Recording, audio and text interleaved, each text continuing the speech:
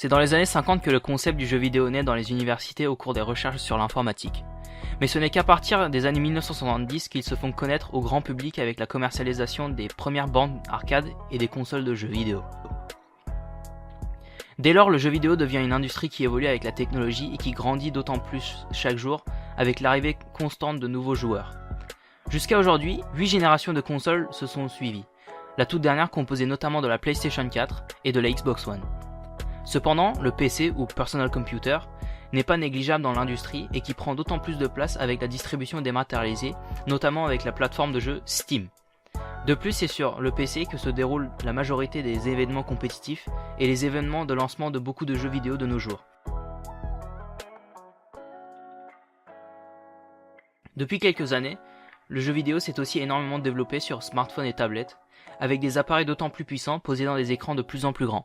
Nous pourrions donc nous demander quels sont les effets du jeu vidéo sur l'individu et quelles sont les utilisations dans la vie courante. L'examen de ce sujet portera d'abord sur la polémique dans les jeux vidéo, puis sur si les jeux vidéo sont vraiment néfastes, puis enfin sur son utilisation stratégique et professionnelle ainsi que son apport sur la vie courante.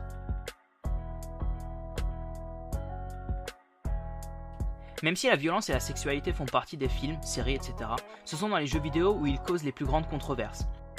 Les controverses autour du jeu vidéo se traduisent sous différentes formes, comme la censure ou le scandale. Certains jeux vidéo présentent des scènes violentes, pornographiques et d'autres contenus qui pourraient heurter la sensibilité de certaines personnes. Ces scènes offensantes dans les jeux vidéo provoquent la controverse car contrairement aux films et aux séries, il y a un écho supplémentaire qui est l'interaction du joueur. En effet, dans certains jeux, les joueurs sont amenés à commettre des actes sanglants, barbares ou érotiques. De plus, ces jeux peuvent provoquer la dépendance et certaines scènes violentes peuvent causer des crises d'épilepsie chez les joueurs atteints de cette maladie.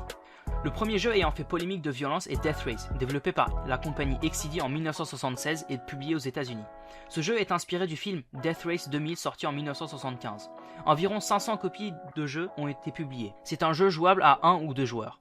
Le ou les joueurs contrôlent une voiture et ont pour objectif de rouler sur des gremlins qui essaient de s'échapper. Quand le joueur écrase un gremlin, celui-ci fait entendre un cri perçant et se transforme en une pierre tombale. Même si Pete Kaufman, président d'XCD, a clairement annoncé que le jeu ne voulait en aucun cas promouvoir la violence, le jeu a reçu de fortes critiques de la part des médias. Plus récemment, d'autres jeux ont aussi fait polémique avec des scènes choquantes. Par exemple, la mission No Russian dans le jeu Call of Duty Modern Warfare 2 a causé un scandale mondial. Dans cette mission du jeu, le joueur est dans la peau d'un agent infiltré de la CIA qui participe à l'attentat du groupe terroriste russe dans un aéroport. C'est un niveau choquant du fait que le joueur peut commettre un acte barbare et que l'on peut entendre des cris et voir des blessés qui essaient de s'échapper en vain en laissant des traces de sang. Cette mission a été critiquée par beaucoup de médias à travers le monde et certains pays sont allés jusqu'à le censurer. Cependant, le joueur n'est en aucun cas obligé de participer au massacre et peut ne pas jouer au niveau s'il le souhaite sans aucune pénalité dans les niveaux suivants. Un autre jeu ayant fait scandale est Kinect Sex Game, développé par l'entreprise Trix et publié en 2010.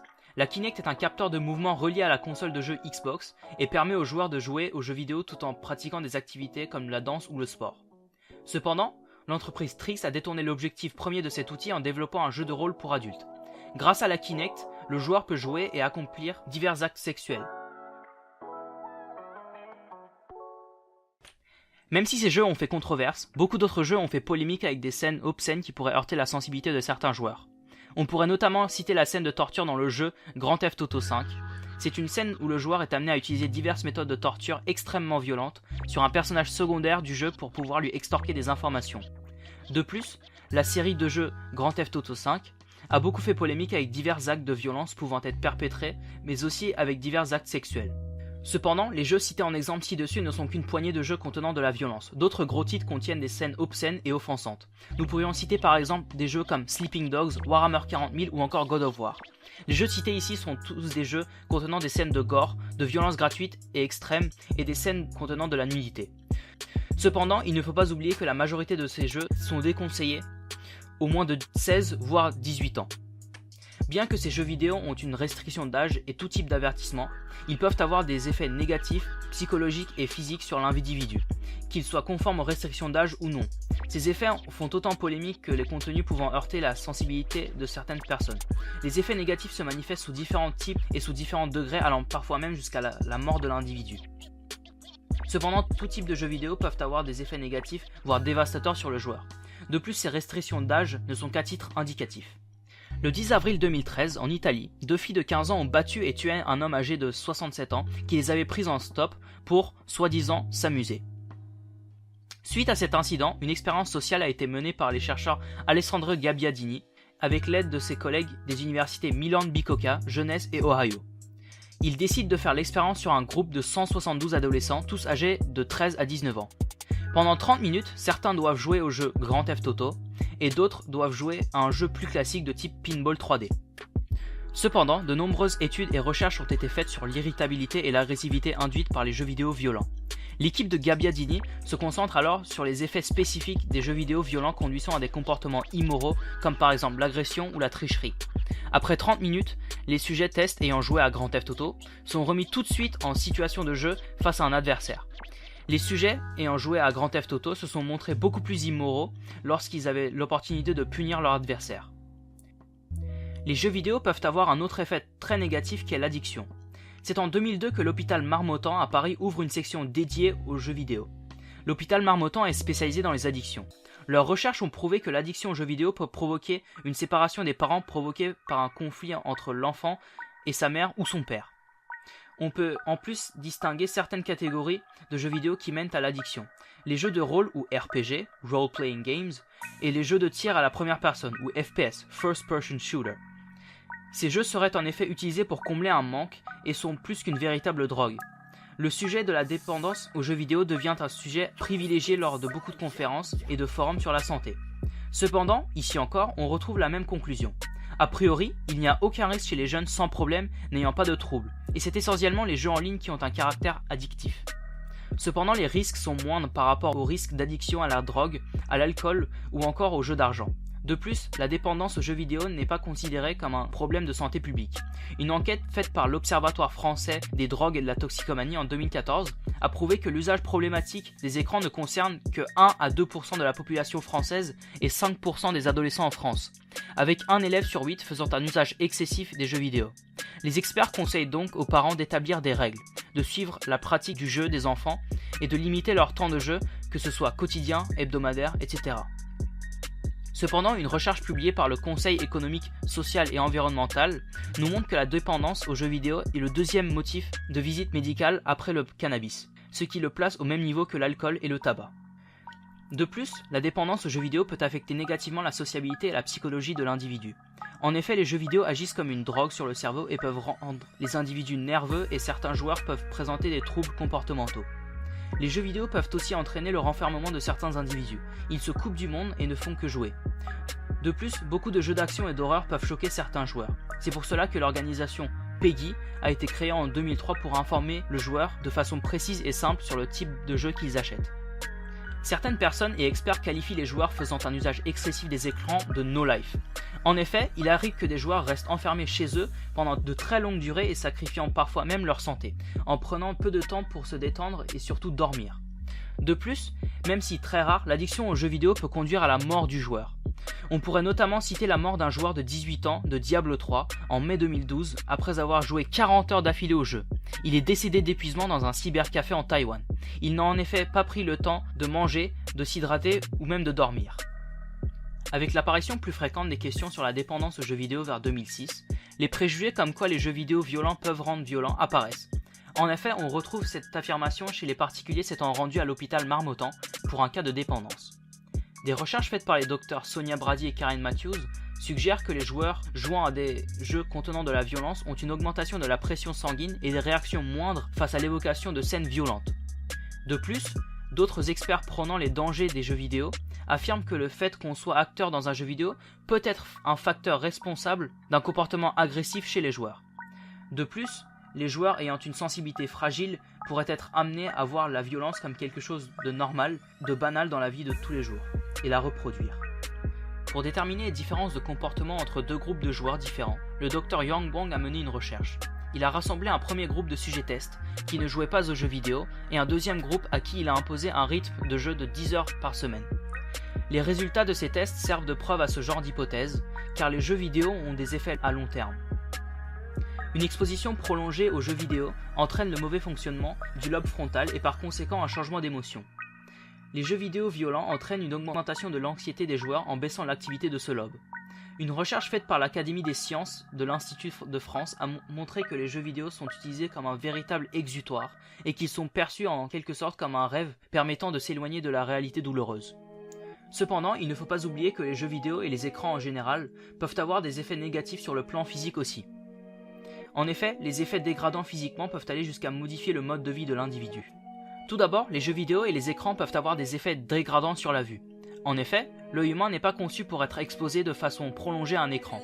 Un usage excessif des jeux vidéo entraîne une fatigue de l'iris et par conséquent provoque une diminution des capacités visuelles de l'individu. De plus, le rythme de clignement diminue, ce qui fait que l'œil est moins bien protégé. En effet, le clignement recouvre l'œil d'un film lacrymal protecteur. De plus, le cristallin des personnes faisant un usage excessif des jeux vidéo a tendance à ne plus s'accommoder, car ces individus sont bien plus proches des écrans, provoquant par conséquent une fatigue de l'œil. L'abus des jeux vidéo peut donc causer la dégradation prématurée de la vision. Les effets négatifs physiques ne se limitent pas à la capacité visuelle. Un usage excessif des jeux vidéo peut avoir des effets dégradants sur le sommeil et peut entraîner la prise de poids de l'individu. En effet, un usage excessif peut prendre du temps sur les activités physiques et sportives et peut provoquer des grignotages intempestifs. De plus, cette exposition prolongée aux écrans peut dérégler l'horloge biologique de l'individu en prenant du temps sur le sommeil. Ceci peut en effet causer des troubles de sommeil. Les jeux vidéo peuvent aussi provoquer des blessures physiques, que ce soit à courte ou longue durée. En effet, les appareils comme la Kinect et la Wii proposent des jeux de sport, ainsi l'individu peut jouer aux jeux vidéo tout en pratiquant une activité physique. Cependant, ces appareils peuvent causer une suractivité physique et causer des courbatures, des douleurs ou encore des déformations osseuses à cause des manettes, claviers, souris, etc. Il est important de préciser que beaucoup de joueurs se plaignent à cause des douleurs causées aux mains, à cause de l'ergonomie de la manette. Cependant, l'énervement causé par un jeu vidéo peut aussi causer des dégâts non seulement matériels mais aussi physiques. On peut dénombrer de nombreux cas de projection de manettes ou d'objets suite à l'énervement causé par un jeu vidéo. On pourrait notamment citer le cas de deux joueurs russes de Counter-Strike, Alexei et Alexander. Les deux se réunissent dans un cybercafé pour jouer l'un contre l'autre, et suite à la victoire d'Alexei dans le jeu, Alexander s'énerve et lance une brique sur Alexei qui l'atteint à la tête. Alexei meurt malheureusement suite à ses blessures.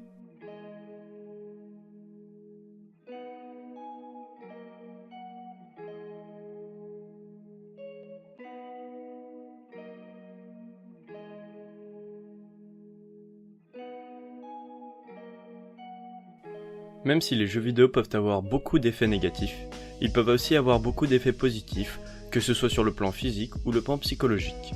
Ces effets positifs se manifestent lorsque l'on utilise les jeux vidéo de façon non excessive et contrôlée.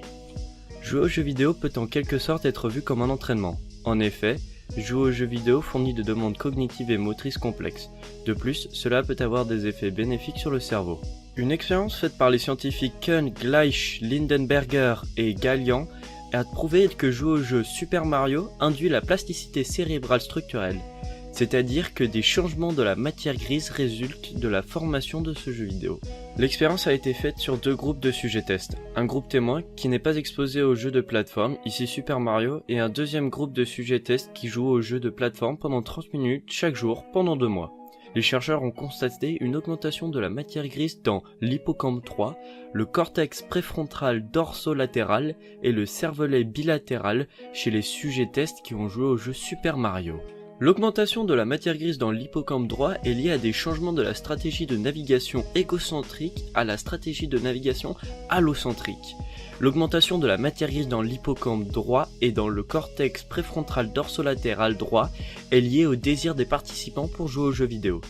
C'est une preuve qui suggère un rôle prédictif du désir dans le changement de volume. Cette formation sur le jeu vidéo augmente le niveau de matière grise dans des zones cérébrales essentielles à la navigation spatiale, planification stratégique, mémoire de travail et aux performances motrices, liées avec le changement psychologique de stratégie de navigation. Une autre recherche menée a montré que les jeux vidéo peuvent être bénéfiques pour la vision. En effet, la capacité à discerner de légères différences dans les nuances de gris a longtemps été pensée comme quelque chose qui ne peut pas être amélioré. Cependant, Daphné Bavelier, professeure de sciences cognitives et de cerveau à l'université de Rochester, a découvert que les joueurs de jeux d'action, comme les FPS, sont en moyenne 58% meilleurs à distinguer de légères différences de contraste. Bavelier et ses collègues ont constaté que les jeux vidéo d'action font en sorte que le cerveau traite l'information visuelle de façon beaucoup plus efficace et que les améliorations apportées persistent plusieurs mois après la fin de la session de jeu. Son constat s'appuie sur son travail passé qui a montré que l'encombrement visuel diminuait et que l'attention visuelle augmentait grâce aux jeux vidéo. La sensibilité au contraste, dit-elle, est le principal facteur limitant les capacités visuelles d'un individu. Selon Bavelier, la formation à l'aide d'un jeu vidéo d'action peut être un complément utile aux techniques de correction visuelle. En effet, cette formation à l'aide d'un jeu vidéo d'action peut enseigner au cortex visuel à faire une meilleure utilisation de l'information visuelle qu'il reçoit. C'est avec Renji Lee, ancien élève, et ses collègues Walt Marcus, professeur de sciences cognitives et de cerveau à l'université de Rochester, et Uri Polat, professeur de l'Eye Institute de l'université de Tel Aviv, que Bavelier décide de tester la fonction de sensibilité au contraste de 22 élèves. Ces 22 élèves sont divisés en deux groupes. Le premier est chargé de jouer aux jeux Call of Duty 2 et Unreal Tournament 4. Ce sont des jeux de tir à la première personne, ou FPS, et donc des jeux d'action nécessitant un niveau élevé de coordination visuelle motrice.